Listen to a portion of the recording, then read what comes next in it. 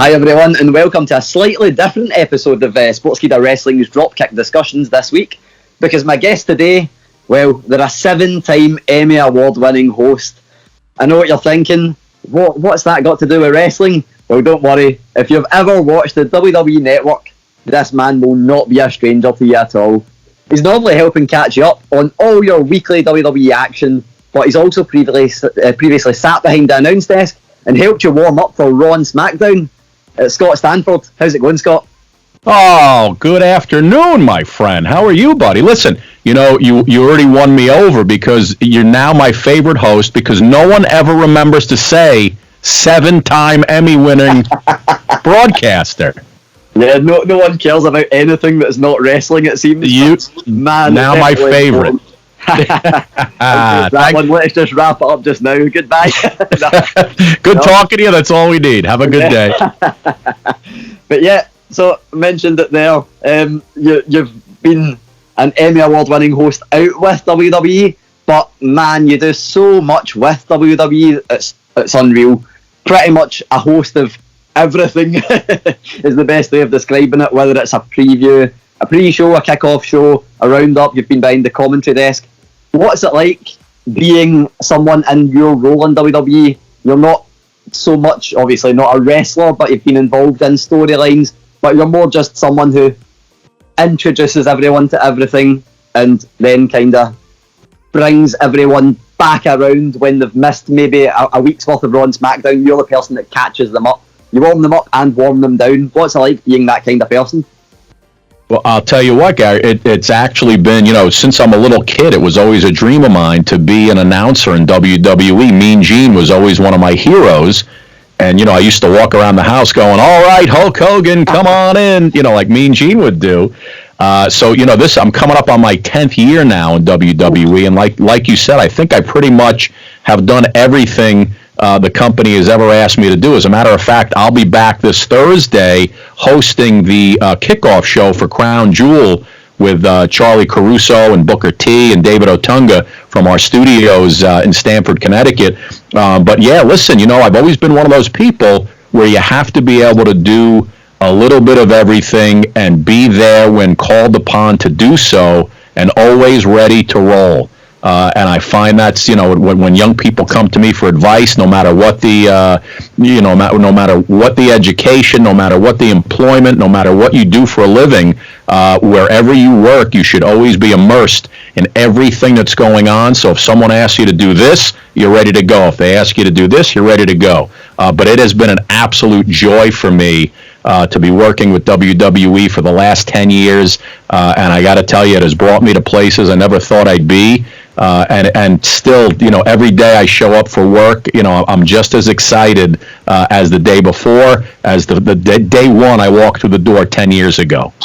Yeah, man, and I'm never going to be able to hear you the same way again after you saying Mean Gene Okerlund, because I can hear that a little bit in the way you talk, man, so I'm never going to be able to listen to you again without thinking of Mean Gene. I love Gene. He was great. And the one thing was, I actually, he was my hero growing up, and I actually got to be friends with him and work with Gene. Unfortunately, he passed away, but it was just an absolute pleasure to know that guy is still, he will be the best, the best, what can I say? I don't want to say interviewer, the best WWE host. There'll never be another Mean Gene. The guy was just phenomenal.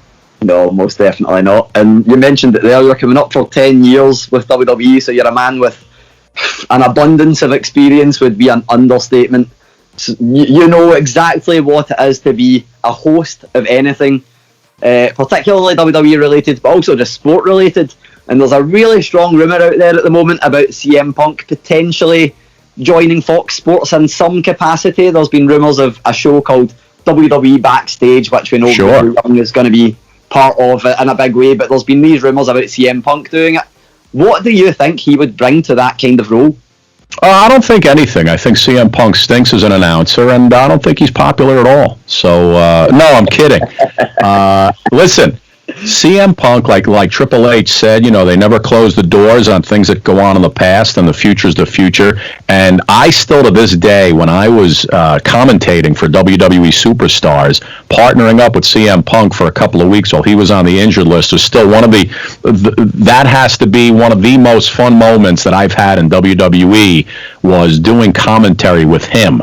And I know he's very popular. I know he's had his issues back and forth with WWE and their management. So whatever conclusion they came to, I don't know the situation as far as high management goes with Fox or WWE, but if those folks got together and wanted CM Punk on that show or anything WWE related, and CM Punk wanted to come back and do it, obviously, the fans would be thrilled. He would be well received. And I think the guy is fantastic personality-wise. He's fast, he's witty, he's funny, and of course he's certainly knowledgeable. So if he did decide to come back, I think it would be great. Till this day, people still write on social media.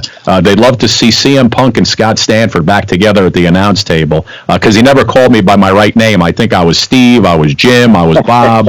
And it was just fantastic. So I think if he ever decided to come back and they wanted to bring him back, all it does is just add another level of entertainment to the product. So, listen, for me personally, I would love to see him come back, and I think everybody else feels the same way.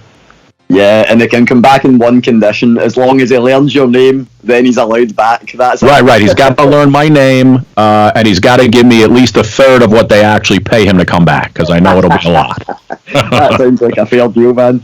So yeah, I mentioned earlier that this is a slightly different episode. We've touched on it there, that I felt like, while it's amazing interviewing someone and finding out all about their life and their career, man, it would be a complete waste of your talents as a host and as someone who knows WWE inside out to not ask about certain things like CM Punk coming back.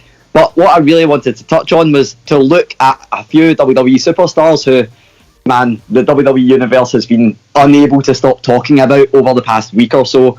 Mm-hmm. The first one for a little bit longer than that, and that would be Bray Wyatt as The Fiend. For good reason. I think personally he's been a breath of fresh air in WWE and something that we've not seen, I'd say, for a long time, but maybe ever. But what I have to ask you is, well, how much more of him do you think we'll see? Do you think this is a character that can go on for years? And also just how far can he go in WWE in terms of championships or even going down in history? Well, you know what? I think the character, The Fiend, Bray Wyatt, is phenomenal. And when he first came onto the scene, it was great. And those vignettes they do at the Firefly Funhouse are terrific. Like anything else, the more you see it, the less it becomes an attraction. Yeah. So if they spread it out the way they've been doing, I don't think Bray Wyatt needs to become a champion for his character to be over. I think that character, The Fiend, lives without a championship. I personally like when he just stalks everybody in the back and people start disappearing and the mandible claw. That stuff gets me excited. So, just like anything else, you don't want to eat lobster and shrimp every day. When you get to eat it once, twice a month, then you really appreciate it. So I think, The Fiend, they could take in any direction. It's just like watching any other show you watch on television that's a drama or a comedy at night.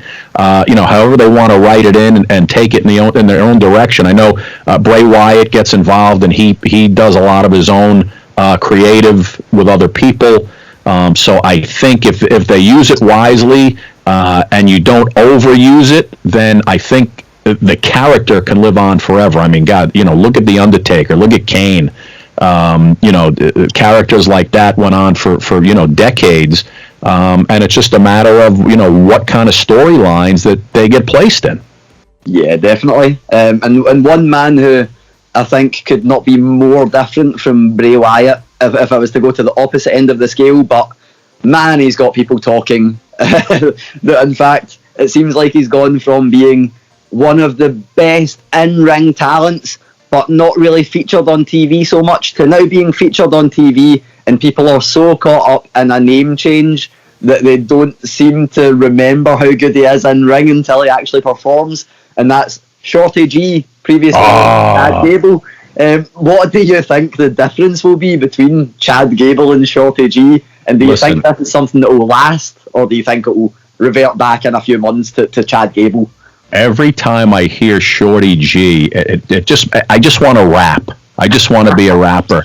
And I just want to say, he's Shorty G, in the place to be. He's doing really big things in WWE. See, that's what happens to me. When you say Shorty G, I think of those songs where, Shorty's on the dance floor.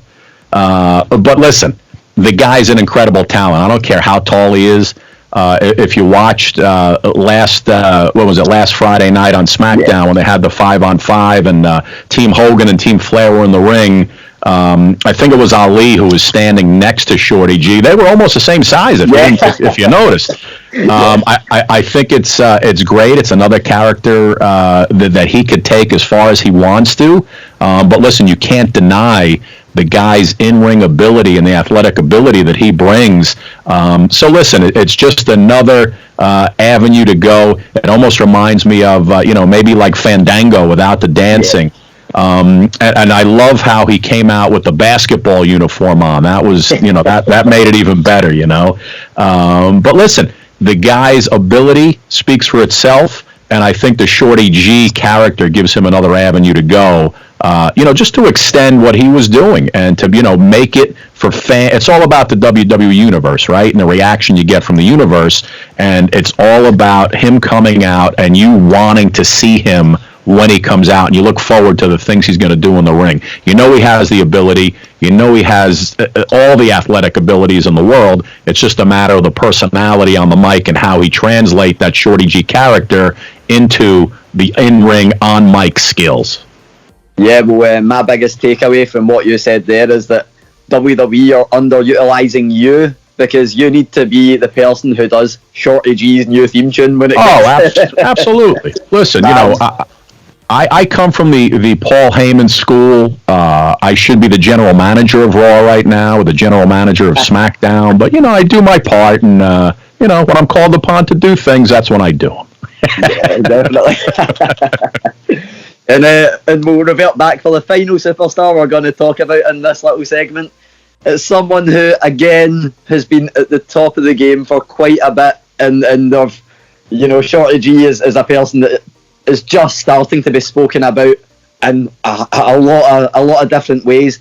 This person has been at the top of the game for probably almost a year now, maybe even longer than that, but they seem to just be getting bigger and better every single time you see them, and I think they're writing themselves into, if they haven't already, being a WWE legend, and that's Becky Lynch. Just how far can she go? Can she keep up the character she has going just now of the man, or do you think there has to be a change somewhere down the line? And how much longer do you think she'll hold on to the Raw Championship, the Women's Championship as well? Well, again, Becky Lynch is one of those superstars that she doesn't really need to have the title to be the man, right? She could still be the man without the title. Stone Cold didn't always have the title. The Rock didn't always have the title. The best thing that happened to Becky Lynch was that right hand from Nia Jax that bloodied her up, and that, kicked in the revolution and the evolution of the man, right? So again, it's another one of those things where I think Becky Lynch can take, and creative can take this character wherever they want to go, and make it last for as long as they want it to. And listen, she's right at the top of the game right now, right? All you read is how she's the most over superstar in WWE. She's on cereal boxes, she's in commercials, she's on ESPN commercials. So I think if they keep it moving in a direction where you're emotionally invested every time she comes out, and there's no wasted movement, then I think she could take it, for years to come, just as some of the biggest legends in the sport, in sports entertainment. Yeah, definitely. And there's only one way that I can wrap up this interview. So you want me to rap again? You want me to wrap it up? You want me to rap? That would be even better than what I was going to suggest. I'll go Shorty G again if you need me to. I'll maybe ask for that after this last little segment we're going to go into. But yeah, you mentioned earlier that you're going to be one of the people that welcomes the WWE Universe to Crown Jewel this week. So I'm going to steal a little bit of that time away from you right now and ask about two of the matches that are going to take place there that, man, talk about the WWE Universe talking about things, these have got the world talking, and that's two mainstream stars coming into WWE, one definitely for a little bit longer than the one appearance, but one maybe for just one appearance. But both of them have just taken the world by storm. So the first one we're going to talk about has to be Cain Velasquez versus Brock Lesnar. That seems like it's going to be a very long storyline. But my question to you, for anyone who may have seen their brawl on UFC, which was almost a decade ago now, or even people who haven't, what can fans expect for this match? Is it going to be just like a car crash UFC type match? Is it going to be really quick? Is it going to be a nice methodical wrestling match? What do you think fans can expect from this match? Well, yeah, I mean, you're talking about that UFC heavyweight title, right? Lesnar in 2010, he loses to Velasquez. I think the key coming up on Thursday in Saudi Arabia has to be, how many German suplexes can Brock throw on Cain Velasquez, and the key for Brock really has to just, you got to stay away from Velasquez and those fists, right? Because, all Brock needs is to start bleeding under that eye again, and he'll start having, visions back to 2010 when he dusted him up the first time. But listen, can you ever bet against Brock Lesnar in any match? Ever? Definitely not. Right? But I think Cain Velasquez, you saw the look on Lesnar's face 2 weeks ago when he showed up with Rey Mysterio on SmackDown. The question is, can Brock get that 2010 loss out of his head and strictly look ahead toward revenge on that loss and that scar under his eye? And I think with the help of Paul Heyman and keeping those blinders on and looking straight ahead, Brock Lesnar is all about the titles and the money. And when he sees, a victory over Cain Velasquez equals more money, more titles, more prestige, I think Cain Velasquez is going to have his hands full this time around. But we shall see. He's been training hard, right? He's not new to the world of professional wrestling. He's done it. I believe in what is it, AAA or something or other, and so he's not he's not new to this. But I think he's seeing a different Brock Lesnar than he saw in the UFC back in 2010. So personally, that's the one match I'm really looking forward to at Crown Jewel on Thursday. Yeah, definitely. And I think it's insane when you say that a man who has he ended the Undertaker's streak, and this might be the biggest challenge that he's ever faced in wrestling. I think that is alone absolutely insane, and it makes this a must-see match. And just one that I've got no idea what to expect from it. And another one that I've got no idea what to expect from, that is also going to be someone facing the biggest challenge ever, I would say. Braun Strowman against Tyson Fury. A month ago, I don't think I would ever have imagined I was saying Tyson Fury would be in a WWE ring once, twice, and now competing in a WWE ring. That's just insane to me. But I know it's almost unpredictable. I actually was on a conference call with Tyson Fury a few days ago, and the biggest takeaway from that was that he said he'd been I was like, he's just going to go in there and punch, but he said he'd been learning some flips off the ropes and some suplexes. I'm like, man, I have no idea what to expect from this now. What do you think we can expect from this? Listen, the first thing I'm still trying to find out is, what is a lineal heavyweight boxing champion? Whatever happened to just heavyweight boxing champion of the world? What's this lineal thing all about, Gary? But anyway, listen, here's the key, right? If you're looking for keys to this fight and this match, Braun Strowman wants to keep Tyson Fury close to him, right? Strowman is just he is a ground and pound kind of guy, right? You don't want to give Tyson Fury any room to use those fists, or else Braun Strowman's going to find himself, on his back in the middle of that ring.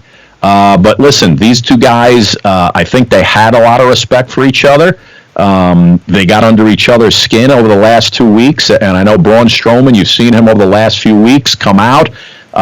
Anytime you mention the name Tyson Fury, he goes into this rage, and I think Fury is also going to be in a little bit of trouble. He's new to this, not like a Cain Velasquez, and I think Strowman has the advantage here. But again, Tyson Fury, you know what he could do in a boxing ring. So listen, he's got that rematch with Deontay Wilder coming up, but Fury's got to watch himself with Braun Strowman, or he's going to find himself popped over the head with a chair.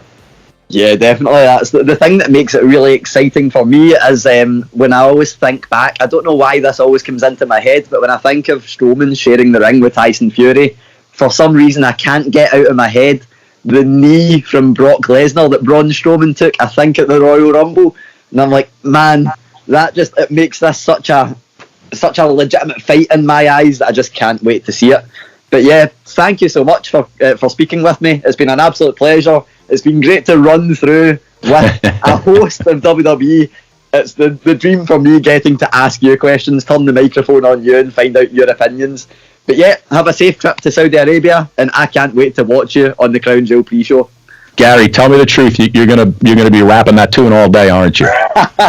It's gonna be stuck in my head, and I'm gonna probably get rid of it by Wednesday, and then by Thursday, as soon as I see it, it's gonna be straight back in there, and it's not leaving, man.